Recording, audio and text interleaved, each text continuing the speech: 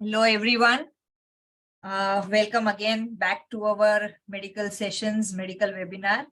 आज का हमारा सेशन है कैंसर इन वुमेन एंड ये एक बहुत ही हॉट टॉपिक है आज के दौर में because we see a lot of cancer patients these days and especially in women. The statistics, latest statistics says कि every year हम 1 million कैंसर केसेस डिटेक्ट करते हैं जिसमें से 70% विमेन है और उसमें भी मैक्सिमम लोगों को ब्रेस्ट कैंसर होता है. So you can understand how grave this disease is and 2022 का रिकॉर्ड बताता है around 100.4 people per 1 lakh are suffering from cancer. So, and mostly women are more prone to cancers than men. So we want to focus more on this topic, saying it is cancer in women. And along with me, I have my colleague Shruti Shah, Dr. Shruti Shah. She is a MD, PhD homeopathy, and she is focusing more on cancer and treating with homeopathy. She has been practicing since last 20 years in Gujarat. And she has published many research papers in prestigious journals and international conferences. Recently, उनकी एक book भी आई है on breast cancer with homeopathy, which she has authored. And she is the founder member of Cancer Research Foundation named Prayas and has a very good clinical experience. So welcome Shruti to the show. And we would like to know more about cancer from you. So let's begin.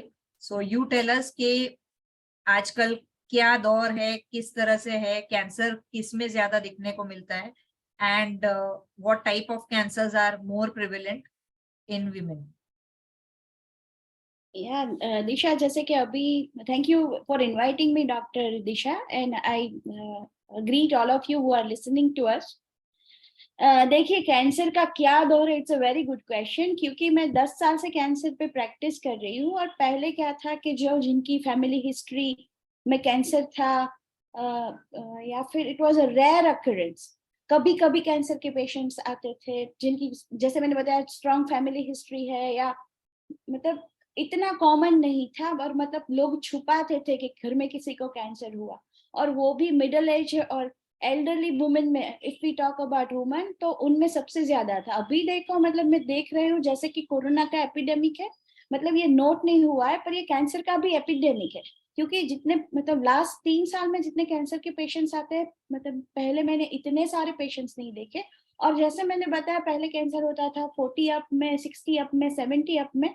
Last year से मैं देख रही हूँ 30 और 40 की as की female में आ रहा है. और अब भी मतलब रिसेंटली लास्ट 1 ईयर से मैं देख रही हूँ 20 से 30 साल की वुमेन में भी कैंसर के बहुत ज्यादा केसेस आ रहा है. तो I mean it is a kind of blast I am seeing nowadays of cancer, and specially breast cancer in women.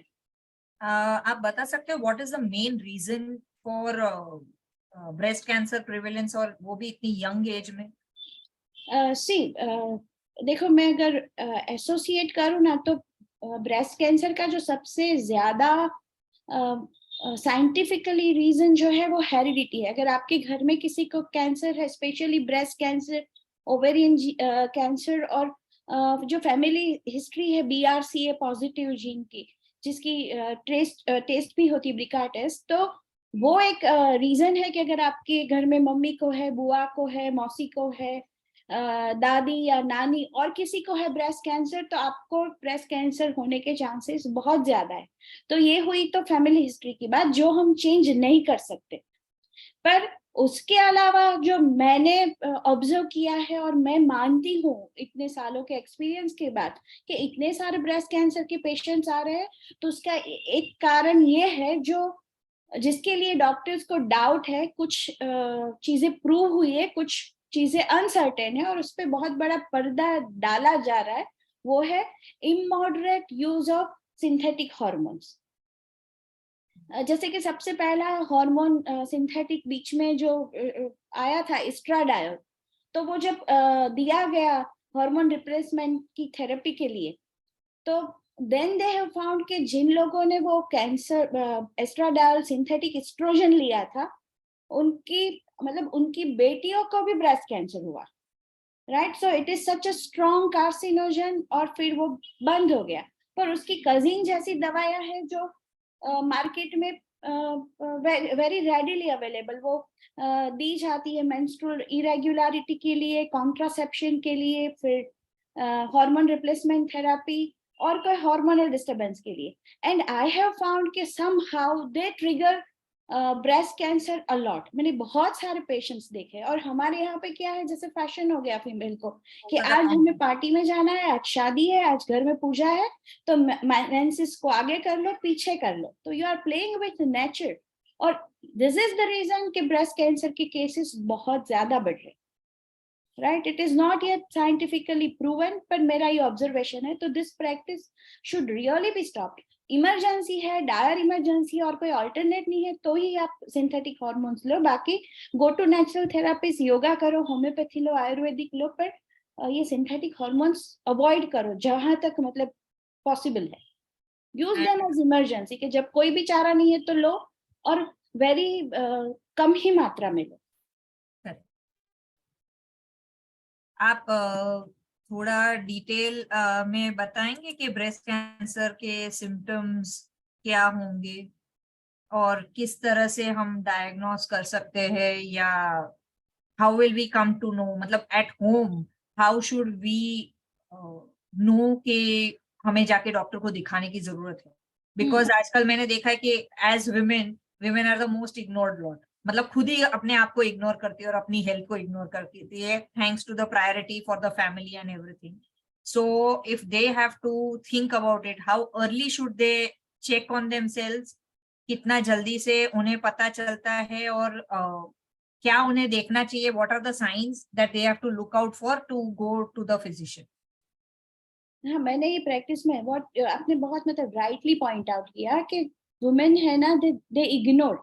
तो क्या देखना चाहिए कि मतलब ब्रेस्ट में कोई अनयूजुअल स्वेलिंग आ रही है, कोई ब्रेस्ट में डिस्कलरेशन हो रहा है, निप्पल में से डिस्चार्ज हो रहा है, निप्पल का रिट्रैक्शन हो रहा है, कोई लंप आ रहा है, कलर चेंज हो रहा है, बगल में दुख रहा है, या फिर वहां पे गांठ जैसा हो रहा है, तो they should always self examine. और कितनी बार मतलब ऐसा होता है कि उनको पता भी चल जाता है कि कुछ डिस्टरबेंस है, कोई तकलीफ हो रही है, बट बिकॉज ऑफ शेम, या फिर ये डायग्नोस होगा तो क्या हो जाएगा, उसकी वजह से मतलब वो फेस करने के बदले, उसको सॉल्व करने के बदले मतलब वो ढंक देते हैं, और फिर when they just approach a doctor it is very late. So you should self-examine, as they are very nicely shown in this picture. आप अपने आप को एग्जामिन करते रहो, कुछ भी एबनॉर्मैलिटी को दिखे, go and meet your doctor. these are the ways to self examine, so you should go through all this. आप एक बार एक रन थ्रू कर लेंगे ये सेल्फ एग्जामिनेशन के बारे में? जी हाँ, जैसे कि you will find many tutorials on YouTube also, और इसमें भी आप देख सकते हैं कि they very nicely explaining the graph कि अपने हाथ को कैसे रखना है, फिर कैसे ब्रेस्ट को एग्जामिन करना है, और सो के आपको अपने एक्जिला में भी अगर कुछ है तो उसको एग्जामिन करना है। तो it is very easy, and you can do in front of the mirror और while you are changing the clothes, and don't be shy or reluctant to admit if you find anything abnormal, contact your doctor immediately. मतलब छोटा सा भी अगर आपको lump या कुछ भी लगे, इवन आपके अंडर आर्म्स में आपको थोड़ा सा भी ऐसा लगे कि पेन हो रहा है या जरा सी छोटी सी गांठ है, डोंट इग्नोर इट। एक बारी जाके डॉक्टर को तो दिखाई दो, ज्यादा से ज्यादा क्या होगा, अगर नहीं है तो ना बोलेंगे, but if there is something you will be very well right on time going over there, rather than like बहुत लेट हो जाए और ये प्रोग्नोसिस बहुत खराब हो जाए और बहुत ज्यादा बढ़ जाए। उससे बेटर है कि हम उसके पहले जाके दिखा दें। तो अगर हमें ऐसा लगता है कि लाइक जेनेटिकली या hereditary we are into that, क्या बोलते हैं, पिक्चर के, और into that group where we are prone to have breast cancer women, तो उन लोग को प्रिवेंटिव क्या करना चाहिए, जैसा कि मैंने प्रिकॉशनरी क्या लेना चाहिए, क्या? Because precaution is always better than cure. तो देखिए ये एंजेलिना जॉली ने अपने दोनों ब्रेस्ट निकलवा लिए, right, because she was into that high risk genetic category, पर that is not the solution, क्योंकि कैंसर ऐसा है कि आपने ब्रेस्ट निकलवा दिए तो ओवरी में होगा, ओवरी निकलवा दी तो बोन्स में होगा या फिर लंग्स में जाएगा, राइट। तो that is not the solution. क्या करना चाहिए पहले तो, मतलब जैसे कि जिसके घर में हम कहते हैं कि कैंसर है तो उनको कभी टॉबैको को हाथ नहीं लगाना चाहिए, राइट। कितने लोग कहते हैं कि इतने सारे लोग तंबाकू लेते हैं, सबको थोड़ी कैंसर होता है, पर अगर आपकी फैमिली में कैंसर है और फिर आप तंबाकू पीते हैं तो मतलब you are writing a love letter to cancer कि आप आ जाओ, राइट। इसी तरह के आपके घर में अगर ब्रेस्ट कैंसर है और आप हार्मोन लेते हैं तो you are sending an open invitation के कम एंड कैच मी। तो कभी भी सिंथेटिक हार्मोन्स नहीं लेने चाहिए। This is my advice. This may not be scientifically proven, but this is my observation, this is my advice. Don't take if you are having a strong family history. फिर gynaec मतलब अपनी pregnancy के साथ छेड़छाड़ मत करो, जैसे कि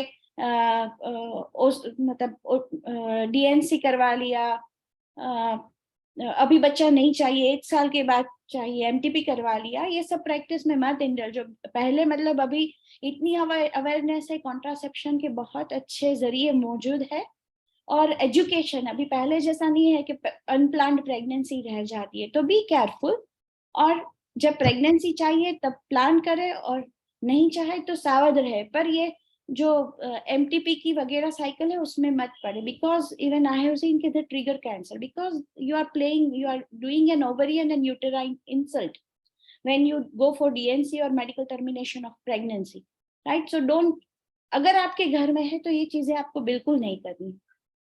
फिर या yoga, good exercise, good diet, they always help. तो वो they should be a life part of a women's lifestyle, कि वो रेगुलरली एक्सरसाइज करे, अपने खाने पे ध्यान दे, तो ये करना चाहिए, और जिसके घर में है उनको ज्यादा करना चाहिए। और फिर जैसे कि हमारे होम्योपैथी में कुछ दवाइयां हैं जो कार्सिनोसिन वैक्सीन की तरह होती है, जो कैंसर के टिश्यू में से ही बनती है। अगर आप कोई एक्सपीरियंस होम्योपैथ के पास जाके उसे पहले से लेते हो, आपकी अगर वो डॉक्टर एक्सपर्ट है तो समझ जाएंगे कि कुछ सिम्टम्स होते हैं जिनके घर में कैंसर होते हैं और जिनके होने के चांसेस होते हैं, जैसे कि बर्थ मार्क होते हैं, फिर मोल्स बहुत ज्यादा बड़े होते हैं। तो कुछ मार्क्स है, और कुछ मेंटल टाइप भी होती है, जैसे कि कैंसर जिनके फैमिली में चलता है, they are very particular about the things, बहुत ज्यादा फास्टिडियस होते हैं, उनको सब चीज नीट क्लीन टाइम पे चाहिए। तो इफ दे फाइंड कि the symptoms are present along with heredity, तो they can give you a medicine like carcinosin, जो वैक्सीन की तरह काम कर सकती है, तो ये भी आप ले सकते हो। ब्रेस्ट निकलवाने से अच्छा आप कार्सिनोसिन ले लो। So according to you, homeopathy works a much better way in treating with these cancers? Yeah, pre-cancerous, yes, I'm very sure कि they prevent. अच्छा, so अगर आपके घर में फैमिली हिस्ट्री है और आपको डाउट है कि आपको आ सकता है, तो you should better go in for homeopathy. Yeah, and that's start मैं your treatment होम्योपैथी हूँ, मैं beforehand. होम्योपैथ को ज्यादा जानती हूँ, और हाँ, मुझे नहीं, पता है वही कि मैं बता मतलब रही हूँ कि ये yeah, it that can is be more helpful. preventive to go Yeah. in for homeopathy rather than wait for the cancer to come in and then start with Absolutely. allopathy. या फिर पहले से ही डर के अपने ब्रेस्ट निकलवा लो, mastectomy करवा दो, उससे अच्छा होम्योपैथी ले लो। सही बात है। हम I think so this is more than enough for breast cancer, or anything else you would like to add, Dr. Shruti? हाँ, एक है, जैसे कि देखो, जितना ये फिजिकल रीजन मैंने हार्मोन्स बताया, मेडिकल टर्मिनेशन ऑफ प्रेगनेंसी बताई, उतना ही एक रीजन है जो कैंसर को इनवाइट करना है। हम लोग कहते हैं कि nothing happens if nothing happens, मतलब कि कुछ तो होता है कि कैंसर हो जाता है, तो that is also emotional cause. क्योंकि वी वुमन, हम कितनी भी रिवॉल्यूशन और रिवोल्यूशन की बात करें, हम सेकंड सेक्स है सोसाइटी में, राइट। तो we are not always justified, बहुत ज्यादा इमोशनल डिस्टर्बेंसेस को हमें फेस करना होता है, और ये समाज हमें भी अभी भी हमें पूरा जस्टिस नहीं देता। तो ये सारे इमोशनल टर्मोइल क्या करते हैं हम लोग, we do not have healthy way मतलब सोसाइटी भी नहीं है और हम भी मतलब इतने एजुकेटेड नहीं है कि अपने इमोशंस को जो अंदर अंदर राइवलरी होती है, कंपटीशन होती है, जेलसी होती है वुमेन के अंदर अंदर, उसको मैनेज कर सके और उसको कंस्ट्रक्टिवली बाहर आ सके। तो ये जो पेंट अप हुए सारे इमोशंस है, one day you go on suppressing and one day they burst out in form of malignancy. So you take care of your mental health and emotions.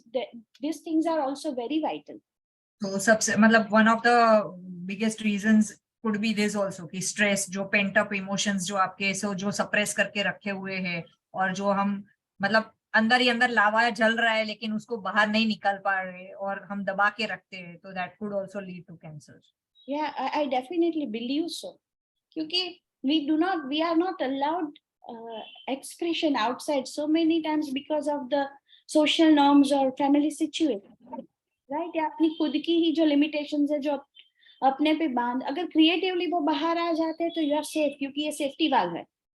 पर ये अंदर दबा दिया फिर एक दिन वो फटेगा। तो फटेगा तो ऐसे आएगा। Yeah.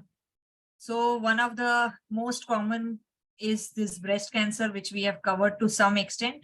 अब हम जो दूसरा एक जो one of the most commonest, second most commonest I would say, is this endometrial cancer, which उसके बारे में आप कुछ बताएंगे?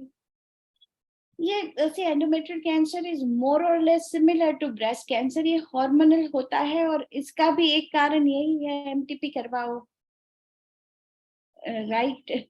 The poor obstetric practice, hormonal disturbance. तो और ये भी मतलब मेंस्ट्रुएशन इरेगुलर होता है, बहुत ज्यादा आता है, दर्द होता है, फीमेल सहन करती रहती है, डॉक्टर के पास नहीं जाती, और जब मतलब मेटास्टेसिस हो जाता है, बहुत अंदर फैल जाता है, ट्रीटमेंट की गुंजाइश नहीं रहती, तब वो डॉक्टर के पास पहुंचती है। तो अगर इसमें से कुछ भी हो रहा है जिसको आपको मतलब मेंस्ट्रुअल ब्लीडिंग बहुत एब्नॉर्मल हो रहा है, पेट में भारीपन लगता है, दुखता है, पीरियड्स के टाइम पे बहुत ज्यादा पेन होता है और अनयूजुअल पेन होता रहता है, तो don't ignore it, go to a doctor. These are the symptoms. आजकल डॉक्टर श्रुति मैंने बहुत देखा है कि like this age group like 40+, you are in that menopausal age group, तब जबकि यू हैव दिस डिफरेंट क्या बोलते हैं, डिफरेंट टाइप्स ऑफ साइकिल्स, कभी आपके हैवी पीरियड्स आते हैं, कभी एकदम लाइट हो जाता है, कभी आप एक बार मिस कर जाते हो, इट इज वेरी एबनॉर्मल या इरेग्युलर पीरियड्स, बहुत बार ऐसा होता है because you are going.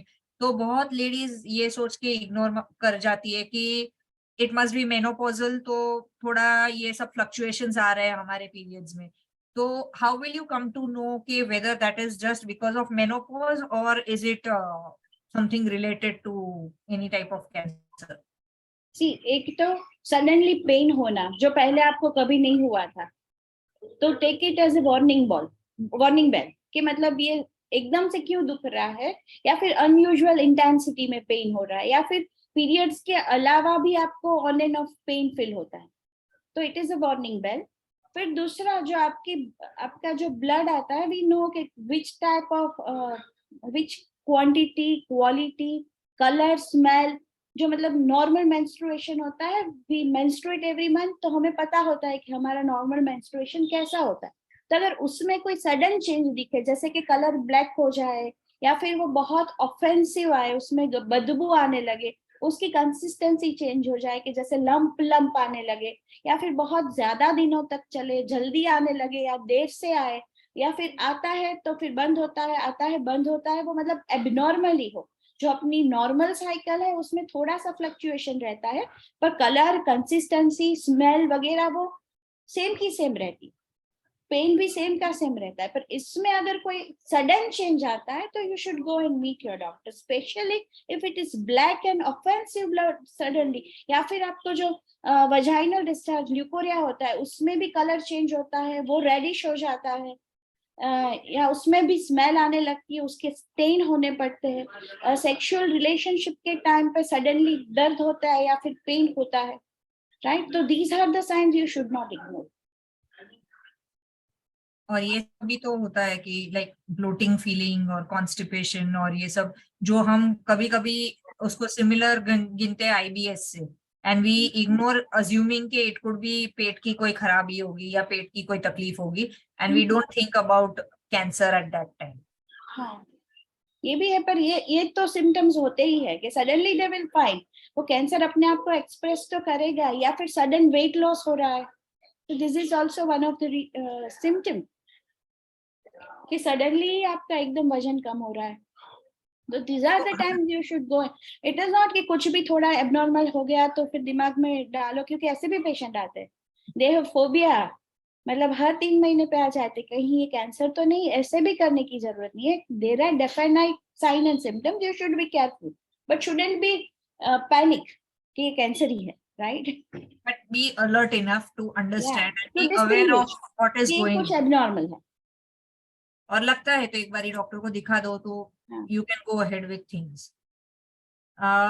One more type of cancer is this uterine cancer, which we are wanting to cover. And ये जैसे आपने बताया, you have this bloody or watery discharge that might smell bad, और discomfort होता है, pain in abdomen होता है, pain when peeing during sex, या bleeding between periods.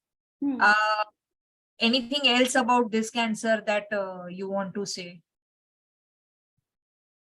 हाँ, फिर ये देखो अनसेफ मतलब cervical cancer, we are talking about endometrial, I informed about uterus. Cervical also is there. हाँ, तो सर्वाइकल कैंसर भी मतलब unsafe sex and multiple partners, so you are more prone.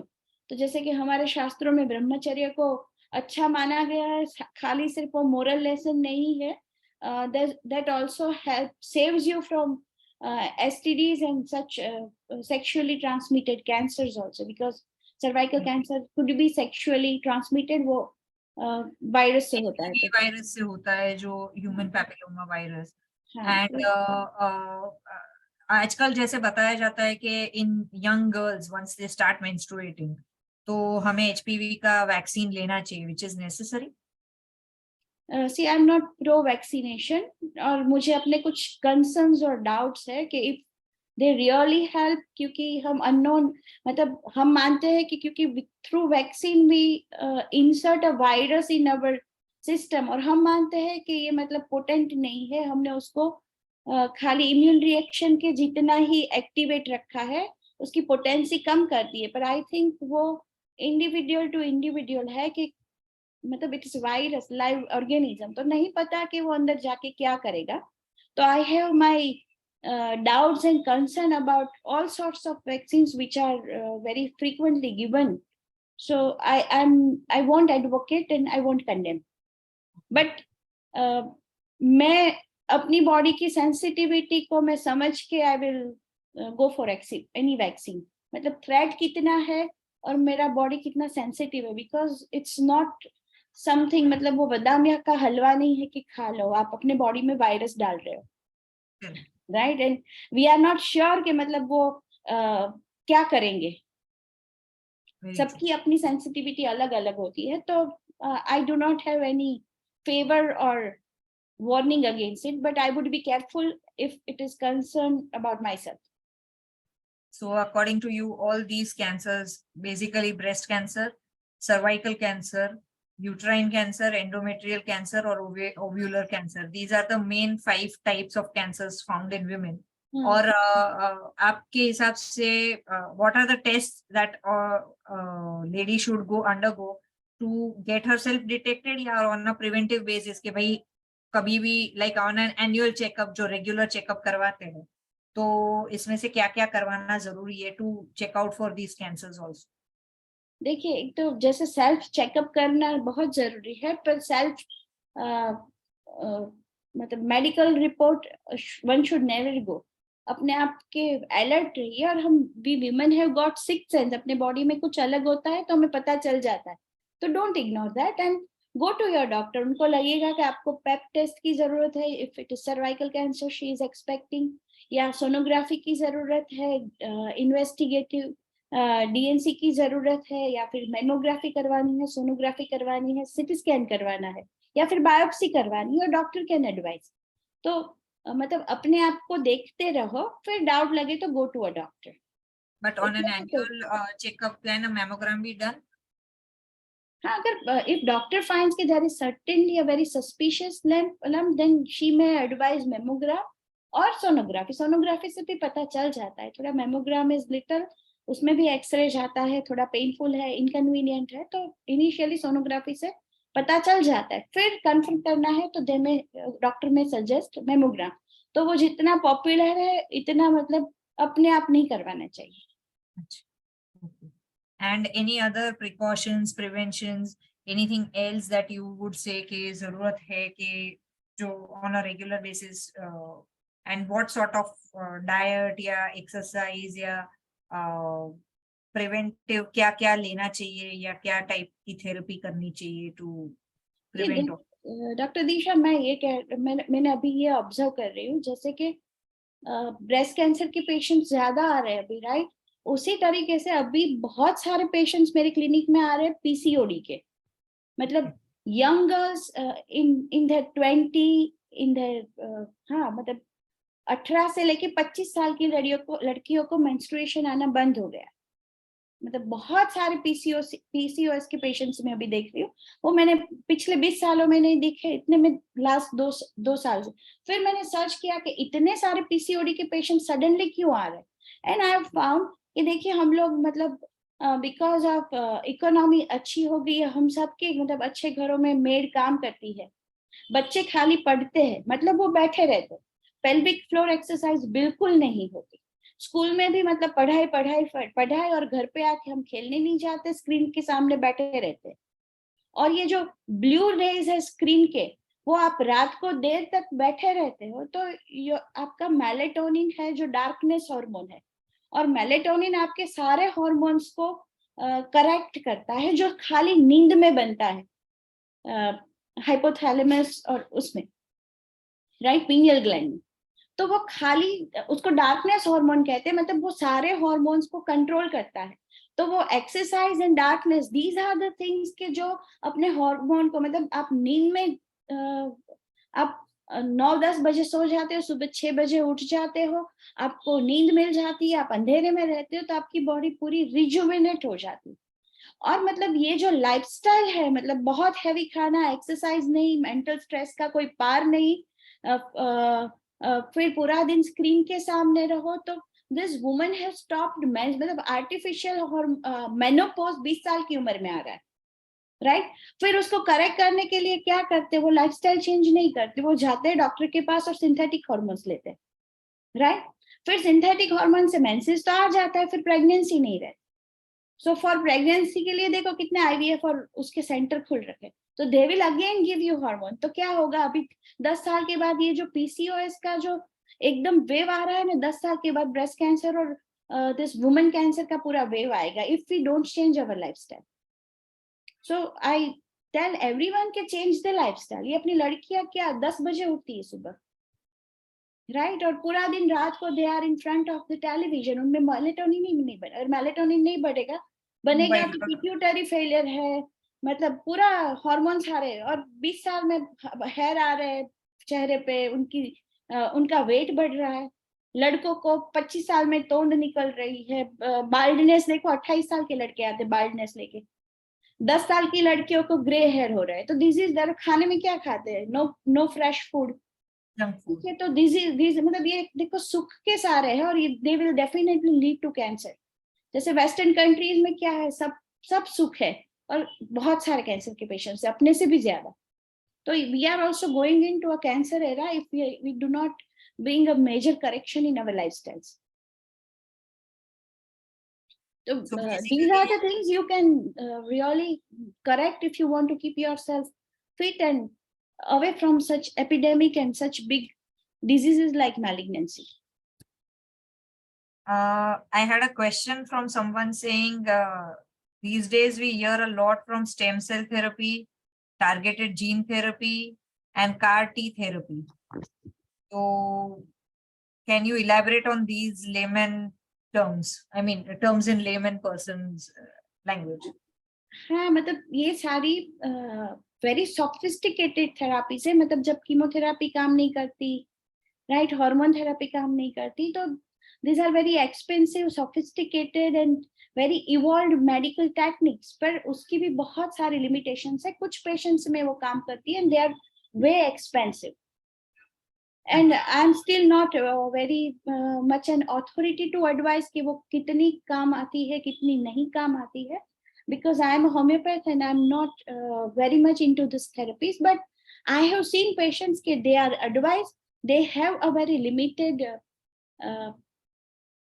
success and helpful, they are less they have less side effects but even very limited success rate.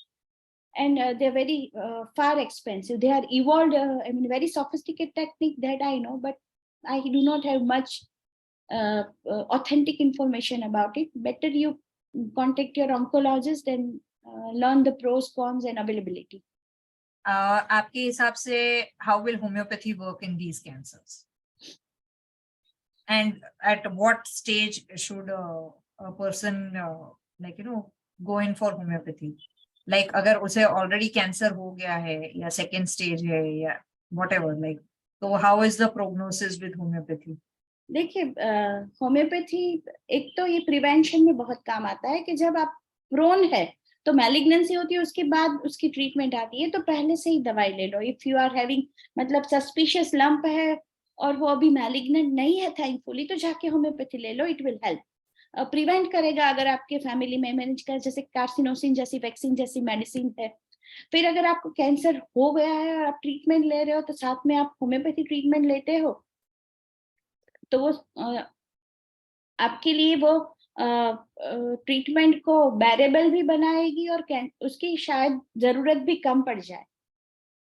मैं इतने सालों से देख रही हूँ, ट्रीट कर रही हूँ, तो मैंने ये भी देखा है कि it can even cure cancer, पर फिर भी उसके लिए बहुत साइंटिफिक रिसर्च की जरूरत है. But there is a strong potentiality. और फिर वो सेकंड, जैसे आपने ट्रीटमेंट करवा ली, कीमो करवा लिया, रेडिएशन करवा लिया, सर्जरी करवा लिया, फिर भी you are at high risk के फिर से होगा, तो तब भी आप होम्योपैथी लो तो आपका रेमिशन पीरियड बढ़ जाएगा. और फिर पेलिएशन के जो हमारे पास सबसे ज्यादा, हमने अपना फाउंडेशन शुरू किया था तो सबसे ज्यादा हमारे पास पेशेंट आते थे पेलिएटिव. जैसे जब डॉक्टर ने कह दिया कि आप घर ले जाओ, सेवा करो, तो मतलब वो एंड स्टेज पे भी होम्योपैथी काफी रिलीफ देता है. And they help patient to spend their last days with less suffering and peaceful. तो पेन और ये सब कम हो जाएगा. एंड अगर there is a chance and if you have a chance, तो आपका लाइफ स्पैन इंक्रीज हो सकता है if it works very well on. So homeopathy does work. And ये जो नोशन है कि homeopathy is only a long term therapy और जो नहीं इफेक्ट करता है and it takes a long time for, या फिर अपने को कोई क्रॉनिक डिजीज हो तो उसी में you should take homeopathy, is all a myth. अरे डॉक्टर दिशा, होता क्या है हमारे होम्योपैथी के पास जनरली कब आता है पता है? लोग वो पहले किसी को कोई बीमारी हुई तो जनरल डॉक्टर के पास जाएगा, फिर सुपर स्पेशलिस्ट के पास जाएगा, फिर ठीक नहीं होगा तो वो आयुर्वेद करवाएगा, फिर ठीक नहीं होगा तो वो मतलब कोई बाबा के पास जाके टोटका करवाएगा. वो सब फेल हुआ तो फिर वो होम्योपैथ के पास जाएगा. मतलब सबने अपना दे दिया है, सबकी साइड इफेक्ट आप लेके आए हो, डिजीज ऑलरेडी क्रोनिक हो रहा है, फिर कहते हैं होम्योपैथी देर से काम करता है. राइट? तो हमारे दरवाजे पे मतलब वो सब खराब करके आते. तो ऐसा नहीं होम्योपैथी हम ये सब निकाले, it obviously takes time, but मतलब इतना सब खराब, मतलब वो बाबा ने और टोटके वाले ने भी मना कर दिया है, तब हमारे पास पेशेंट आता है, फिर कहता है कि so and then also they want it like this, कि खत्म हो जाए, बस इमीडिएटली हो जाना चाहिए. इमीडिएटली अगर पहली बार आओ तो see how fast it acts. Right? That's what I'm saying. But after such a long time, once you have come, and पूरा केस खराब करके सबके साइड इफेक्ट लेके आ रहे give some time to the homeopath to try and find out what is going on before. तो सारे googly ball ही आते हैं और फिर otherwise it is very quick. It is German technology. It is the most evolved technique. मतलब nano particle से बनी हुई दवाई है, कोई साइड इफेक्ट्स नहीं है. मतलब ये ब्लेसिंग है. डॉक्टर हानेमान जो होम्योपैथी के जिन्होंने ढूंढा, उनको नोबेल प्राइज मिलनी चाहिए फॉर दिस डिस्कवरी, कि उन्होंने ऐसी दवाइयां ढूंढी है कि जिसमें कोई साइड इफेक्ट नहीं है, सुपरसोनिक स्पीड से काम करती है, और मतलब सर्दी से लेके कैंसर हर में वो काम करती है. राइट? But कन्विंस करवाना, लोगों को समझाना इज हाँ मतलब देखो ना बीच में कह वेरी रहे थे वो डिफिकल्ट. विच मेडिसिन है, या इट इज सो इवॉल्व कि वो मिरेकल के जैसे. मैं तो ये कहती हूँ कैंसर को दो ही चीजें अभी दुनिया में ठीक कर सकती है, homeopathy and miracle. That's very positive of you, and it gives a positive Yeah, but approach that's why towards we homeopathy. started this foundation कि मतलब हम 10 साल के बाद ऑथेंटिसिटी से कह सके we are recording the data, सब True. इकट्ठा कर रहे हैं, सिस्टम बिल्टअप कर रहे हैं कि 10 साल के बाद ये प्लेसिबो इफेक्ट या ऐसा नहीं रहे, we can cure and we can show, but we Exactly. Need to evolve as a science. अभी भी इतनी कंट्रोवर्सीज चल रही है, specially when people give mother tinctures and all, कि ये तो सब अल्कोहल दे रहे हैं और उससे लिवर खराब होता है और इससे ये होता है, but they will not see. I said तो वही चीज एलोपैथी में कफ सिरप में भी आती है, तब लिवर नहीं खराब होता. जब तुम ग्राइप वाटर देते हो छोटे बच्चों को, न्यूबॉर्न को, तब लिवर नहीं खराब होता. Those things are also alcohol, but nobody wants to believe in that. And somewhere सबको खाली इसी को गालियां देनी है. और आई डोंट 5 बूंद जो नो. अल्कोहल की है वो लिवर खराब कर देती है. I know.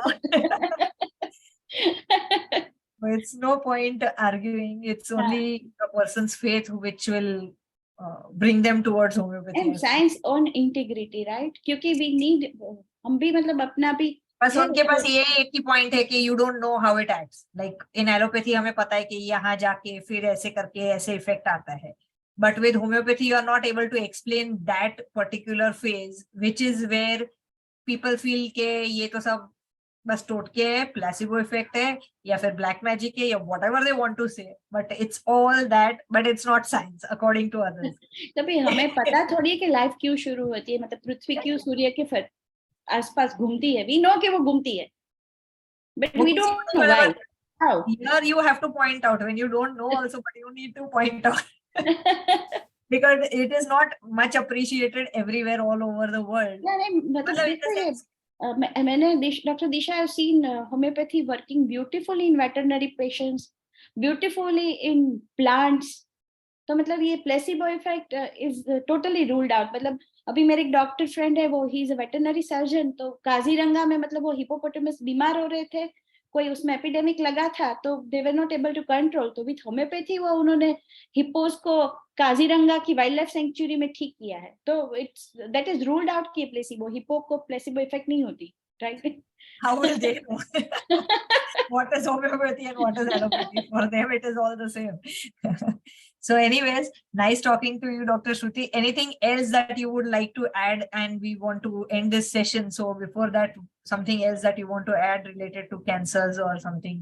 नहीं मतलब मैं ये भी कहती हूँ कि मतलब सी कैंसर में थेरेपी की बात छोड़ दो, अपनी खुद की पॉजिटिविटी एक चीज है जो हमें कोई भी मतलब मेडिकल साइंस इतना अप्रिशिएट नहीं करती है, वो अपना वाइटल फोर्स, मतलब अपनी प्राण शक्ति. तो अपनी प्राण शक्ति कहाँ पे वेस्ट होती है, जैसे कि नेगेटिव इमोशंस है, खराब लाइफस्टाइल है, खराब फूड है. If you are full of energy, if you are full of vitality, कोई भी चीज आपको खराब नहीं करेगी. और आपकी प्राण शक्ति, इम्यूनिटी गई तो कोई भी रोग बड़ा हो जाएगा. वो सब हमने कोरोना में देखा है. तो take care of your energy level. मतलब ये अभी तक मेडिकल साइंस इतना इवॉल्व नहीं हुआ कि वो नापेगा कि आपका एनर्जी लेवल कैसा है. जैसे कि आपको कुछ दवाइयां दे दी, ऑपरेशन करवा दिया, कीमो दे दिया, रेडिएशन दे दिया, तो जैसे कि आपके रिपोर्ट सही आ गए, पर आप देखो तो आपकी प्राण शक्ति बिल्कुल खत्म हो गई, तो आप ये ठीक नहीं हुए, आप थे उससे ज्यादा बीमार हो गए. तो अपनी प्राण शक्ति को बचा के रखो और उसको देखो कि कोई भी थेरेपी आपको मोर एनर्जेटिक फील करवा रही है कि आपको डाउन कर रही है. बी विजिलेंट ट्रीटमेंट चूज करने के लिए. There are like जो जैसे बताते हैं कि अगर you have a positive willpower, that is more stronger to heal you in any of your diseases.